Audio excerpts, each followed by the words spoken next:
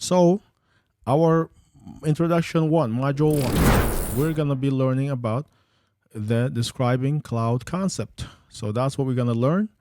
So let's go ahead and get started. So the learning path agenda is describe cloud computing, describe the benefit of using cloud services, describe cloud services types. That's what we're gonna do. Module one, describe cloud computing. Module one, introduction. After completing this module, you'll be able to define cloud computing, describe the shared responsibility model, define cloud models, including public, private, and hybrid cloud, identify appropriate use cases for each cloud model, describe the consumption-based model, compare cloud pricing model. What is cloud computing? Cloud computing is the delivery of computer service over the internet, enabling fast innovation, flexible resources, and ergonomic scale. Cloud computing is a model for enabling on-demand access to a shared pool of configurable computer resources, servers, network, storage, application services, and ubiquitous, convenient on-demand network access. Rapidly provision and release with a minimal management effort or service provider interaction. So the first thing we're going to take a look at about cloud computing is going to be private cloud. Private cloud is owned and operated by organizations that use cloud resources. Organizations create a cloud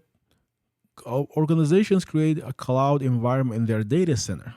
Self-service access to compute resources provided to users within the organization. Organizations are responsible for operating the service they provide. That is private cloud. Organization, they manage, they are responsible for everything. Public clouds are owned by cloud services or hosting provider. Provide resources and service to multiple organization users. Access via secure network connection, typically over the internet. So this is going to be your Azure, cloud, Amazon cloud, Google cloud, and etc. Hybrid cloud is a combination of both public and private clouds to allow application to run on the most appropriate location. Hybrid cloud have the following characteristic. All right, let's look at the next thing, hybrid cloud. Hybrid cloud models have the following characteristic. Resource location. Resource location are a specific resource run or are used in a public cloud. Other ones are used in a private cloud. Cost and efficiency. Hybrid cloud models allow an organization to leverage some of the benefit of the cost, efficiency, and scale that are available within the public cloud model. Control. Organization love hybrid cloud because they're able to retain the management control in the private cloud, just like private cloud. Skills. Technical skills are still required to maintain the private cloud and ensure both cloud models can operate together. So this is where you have your Azure HCI, hyperconverged infrastructure. So the skills is required because companies can purchase hardware from Dell, HP, or Cisco, or any company they like, and they can use something called Azure HCI, Azure hyperconverged infrastructure. And that's what allows them to be able to take advantage of the public cloud and while maintaining their private cloud. If, for example, they have resources located in their private cloud, they want to move it to the public, they can. And so they can do that with ease. Or if they want to bring some public cloud resources to their infrastructure like VMs, they can do that as well. Hyperconverged infrastructure is the way to go. Nutanix has it. Azure HCI is very good about that. And you have to do it nowadays. There's no way about it. If you want to run a successful environment, that's a must. Cloud model comparison. So again, here's what we're going to talk about, the money aspect of this.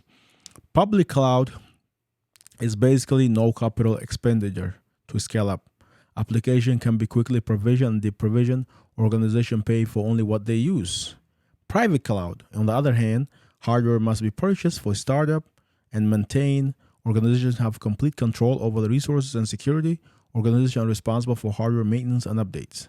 This is probably very painful in the modern IT era because who wants to update, who wants to maintain hardware? Like hardware maintenance is gonna be the main thing. If a hardware fails, you have to wake up and go ahead and try to deal with it. Maybe go to the data center and whatnot, and maybe you have to call a contractor to, repair the hardware that failed, a server, maybe a memory, order memory overnight, or a hard drive, whatever that might be. So this is not very, good way to do it, but I know why some people do it, especially if they're healthcare, governmental, or a company that do not like their data to be managed in the public cloud, then they do it. But the most appropriate word is the hybrid cloud. Provide the most flexibility. Organizations determine where they run their application. Organizations have a complete control of security, compliance, and legal requirement. So they can choose to run some low requirement resources on the public. And if they have something very strict, they can only be run on a specific location, like their location, they can run on their private cloud. So therefore, they have the flexibility. And also that means they don't have to maintain as much hardware. They can maintain little hardware as possible. And also is really nice. Now, this is where we're going to talk about the most confusing terminology in IT. And that's what you need to know. That's the capital expenditure. Nobody likes to talk about it, and that's called CapEx. Capital expenditure, CapEx, is basically spend on physical infrastructure upfront. That's what CapEx is all about. Deduct the expense from your tax bill. High upfront cost, but the value of your investment reduces over time. So ultimately, a lot of CEO, a lot of directors, a lot of companies do not like this high upfront cost. Nobody wants to pay that much money.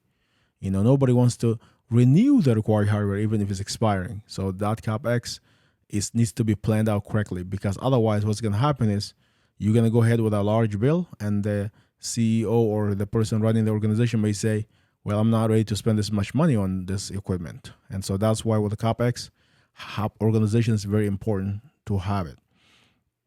And the other thing is with the operational expenditure, OpEx, it's all about the spending on services and product as needed. Get billed immediately, deduct the expense from your tax bill in the same year, no upfront cost, pay as you use. So this is probably what a lot of CEO love. They love no upfront cost. They love to use as a pay as you go plan, because they don't feel the big hit in the upfront.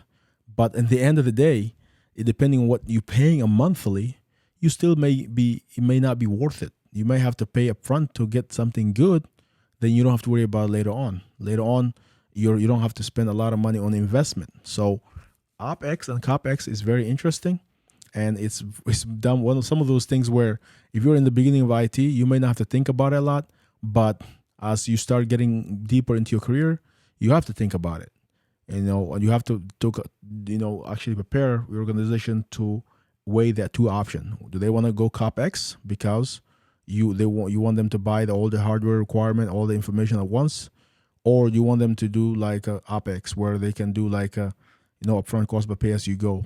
And so maybe the choice is gonna be depending on the CEO, but you still can influence that if you can get a better value by going high upfront cost. So this is another one, consumption-based model. Cloud services provide a consumption-based model, which means by the end user, you only pay for the resource that they use. So consumption-based model bring many benefits, including no upfront cost, no need to purchase and manage, costly infrastructure that may not be used as its fullest, the ability to pay for traditional resources when they are needed, the ability to stop paying for resources as they're no longer needed. This is amazing again, because wasting resources is probably the biggest problem in IT right now. Nobody understands this, but you can buy a service with all the feature, and you decided you never implement those features or you never use those features. Now, once you pay for the high upfront cost of that feature, they can't give you money back saying, "Oh, I decided not to use this." You already paid for it, so you're stuck with it. Whether you use it or not, it's not their problem. It's not the vendor's problem. So that's why going the pay-as-you-go plan might be the better. You pay for what you use. If you don't use it, you don't pay for it. You save money. But then the downside to that is that sometimes you may have to pay, what the going rate of that price is. The going rate may change. Sometimes the rates for some region, especially with Azure, some region may charge you more, or some product may change. Microsoft can change the subscription at any time. If you buy upfront, you may not use it then, but maybe a year from then you can use it, and you don't have to pay the high upfront, like you don't have to pay for the new rate of that subscription. And so that's what the difference is that. So now we're going to go into module 2. In module 2,